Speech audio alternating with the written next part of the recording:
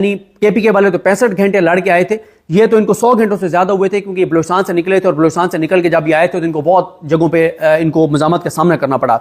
आज इमरान खान साहब को जब सालार खान काकड़ का बताया गया तो जो